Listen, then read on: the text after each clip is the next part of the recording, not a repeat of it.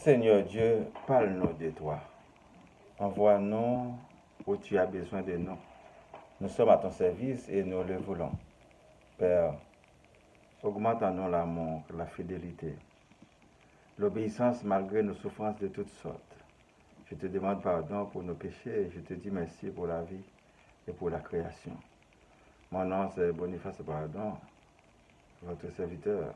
Une salutation chaleureuse à chacun de vous, espérant que les jours passés étaient gracieusement bien pour chacun de vous. Jésus, notre Sauveur, sera toujours présent et dans chaque personne qui l'invoque avec la foi. Lui, notre ami fidèle, notre roi des rois et seigneur des seigneurs. L'Esprit Saint, le Consolateur, est avec nous éternellement. De ce fait, je vous dis merci et bienvenue sur le web, chers internautes, à l'écoute et à la visualisation de cette nouvelle édition. Le titre d'aujourd'hui, c'est « En adorant d'autres dieux, ne sommes-nous pas rentrés automatiquement dans la corruption envers notre Dieu créateur ?» Exode chapitre 32 du verset 1 à 7. Le peuple, voyant que Moïse tardait à descendre de la montagne, s'assembla autour d'Aaron et lui dit « Allons, fais-nous un Dieu qui marche devant nous, car c'est Moïse, cet homme qui nous a fait sortir du pays d'Égypte, nous ne savons ce qu'il est devenu. » Aaron leur dit « Ôtez les anneaux d'or qui sont aux oreilles de nos femmes, de vos fils et de vos filles, et apportez-les-moi. » Et tous ôtèrent les anneaux d'or qui étaient à leurs oreilles, et ils les apportèrent à Aaron. Il les reçut de leurs mains, jeta l'orque dans un moule, et fit un veau en fonte. Et il dit à Israël, « Voici ton Dieu qui t'a fait sortir du pays d'Égypte. » Lorsqu'Aaron vit cela, il bâtit un autel devant lui, et il s'écria, « Demain il y aura fête en l'honneur de l'Éternel. » Le lendemain, il se levait de bon matin et il offrit des holocaustes et des sacrifices d'action de grâce. Le peuple s'assit pour manger et pour boire, puis ils se levèrent pour se divertir.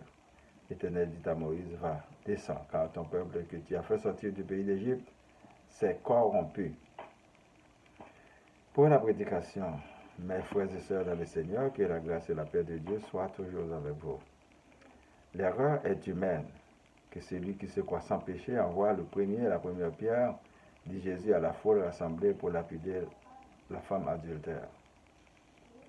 L'amour doit toujours triompher sur les lois humaines et surtout sur les intérêts de la personne et de la collectivité.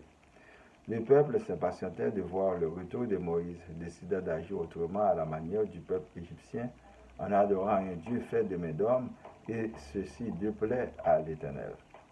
Aaron a utilisé les bijoux des nouveaux livres pour fabriquer le veau d'or qui va être adoré par le peuple sous le leadership d'Aaron, le remplaçant de Moïse qui était en mission.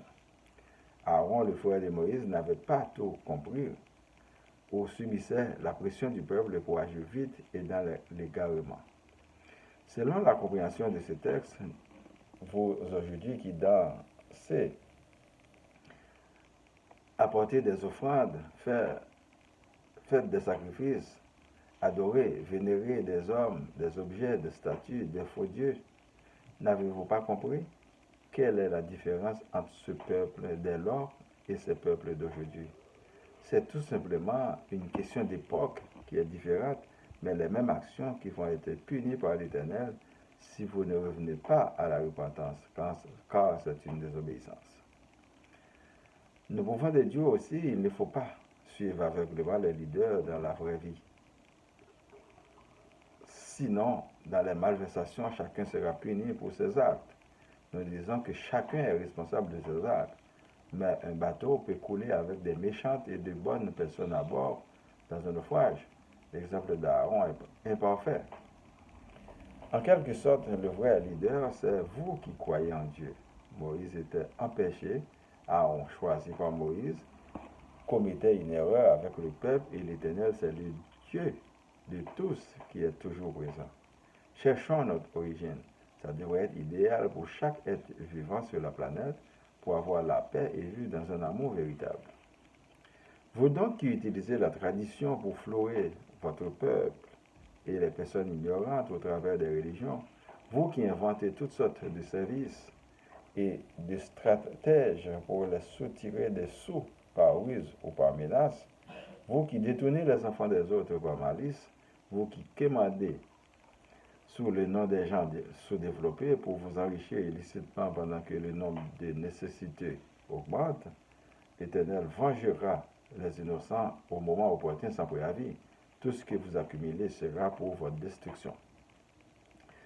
Haïti est riche, habité par des gens sous-développés, dirigés par des leaders corrompus qui engagent des fonctionnaires méchants, qui accouchent des bandits, qui terrorisent la population et la police, qui augmente le nombre des orphelins en tuant leur père et mère comme des présumés criminels, tandis que les grands criminels circulent dans des voitures de plaques officielles, travaillant pour le gouvernement qui passe des ordres subordonnés. La justice est obsolète. Le kidnapping, des fois, la remplace pour punir la partie adverse et vice-versa. On se demande qui prendra la reine du gouvernement quand les corrompus ne seront plus, puisque nous confrontons présentement à une pénurie d'hommes et femmes honnêtes. Que la lumière luise sur Haïti. Changeons nos cœurs de pierre et faisons place neuve à l'amour pour un lendemain meilleur. Nous devons coûte que coûte rester connectés à l'Éternel pour avoir la vie. Or, en refusant de se soumettre aux ordres divins et en allant vers les autres dieux, nous rentrons directement dans la corruption envers notre Dieu. Un homme, une famille, une ville, un pays corrompu ne peut vraiment se développer, même si on donne 1 milliard à un méchant, rien de sérieux ne va se faire. Laissons la lumière de Dieu chasser les ténèbres pour avoir la vie en lui. Que le Seigneur nous délivre de nos ennemis et de nos adversaires, d'où qu'ils viennent. Demandons à l'Éternel de prendre place dans nos cœurs pour nous guider vers la destination qu'il a lui-même tracée pour nous avant même notre naissance. Son plan pour nous, c'est de nous délivrer, que Jésus nous sauve, que l'Esprit Saint nous guide. Prions pour moi, ma famille, vos familles, les amis, les personnes malades, les personnes endeuillées, ceux qui sont en prison, les personnes vulnérables, les leaders, les villes Laval, Montréal, Québec, Canada et le monde entier. Récitons notre Père qui es aux cieux, que ton nom soit sanctifié, que ton règne vienne, que ta volonté soit faite sur la terre comme au ciel. Donne-nous aujourd'hui notre pain de ce jour. Pardonne-nous nos offenses comme nous pardonnons aussi à ceux qui nous sont offensés. Et ne nous laisse pas entrer en tentation, mais délivre-nous du mal. Car c'est à toi qu'appartiennent le règne, la puissance et la gloire, au siècle des siècles. Amen. Je vous souhaite de passer une bonne journée et une bonne semaine. Lisez et méditez toujours sur la parole de Dieu. C'est votre serviteur, Boniface Bad. Merci et à la prochaine. Au revoir.